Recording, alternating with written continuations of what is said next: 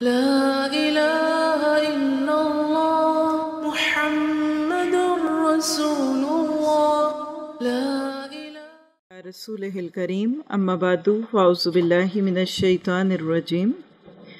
زکوٰۃ سے متعلق دعائیں۔ العدیۃ فی الزکوٰۃ، زکوٰۃ کا مال وصول کرنے والے یعنی تحصیلدار، جس کو آج کی زبان میں کہتے ہیں، تحصیلدار کو زکوٰۃ لانے والوں کے لیے درجہ ذیل دعا کرنی چاہیے۔ عن ابن ابی اوفیٰ رضی اللہ عنہ قال کان رسول اللہ صلی اللہ علیہ وسلم اذا اتاہ قوم بصدقتہم قال اللہم صل علی آل فلان، بس جہاں تک دعا تھی۔ فأتاہ ابی بصدقتہ فقال اللہم صل علی آل ابی اوفیٰ۔ حضرت عبداللہ بن ابی اوفیٰ رضی اللہ عنہ کہتے ہیں کہ نبی اکرم صلی اللہ علیہ وسلم کے پاس جب لوگ اپنے صدقات لے کر آتے تو آپ فرماتے، اے اللہ فلاں لوگوں پر اپنی رحمت نازل فرما۔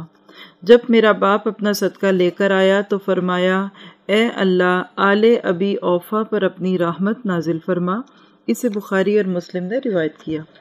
تو اس دعا سے کیا پتہ چلا کہ جب کسی سے کوئی چیز ملے، چاہے وہ آپ کی ذات کے لیے نہیں ہے، اللہ ہی کے لیے ہو، تو اس کے حق میں دعا کرنی چاہیے۔ سورۃ توبہ میں بھی آتا ہے کہ جب کوئی آپ کے پاس آئیں، کوئی صدقہ لے کر، کوئی زکوٰۃ لے کر، تو فصلی، تو آپ ان کے لیے دعا کیجئے۔ کیوں؟ کیونکہ ان صلاتک، بے شک آپ کی دعا ان کے لیے تسکین کا سبب ہوگی۔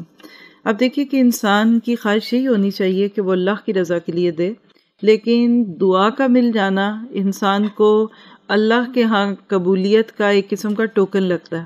تو لہٰذا ایک بہت ہی اچھا ادب ہے ہر اس انسان کے لیے یا ہر اس گروہ کے لیے، ہر اس ادارے کے لیے، کہ جس کے پاس لوگ اللہ کے لیے کوئی چیز لے کر آئیں تو وہ ان کے حق میں دعا کرے۔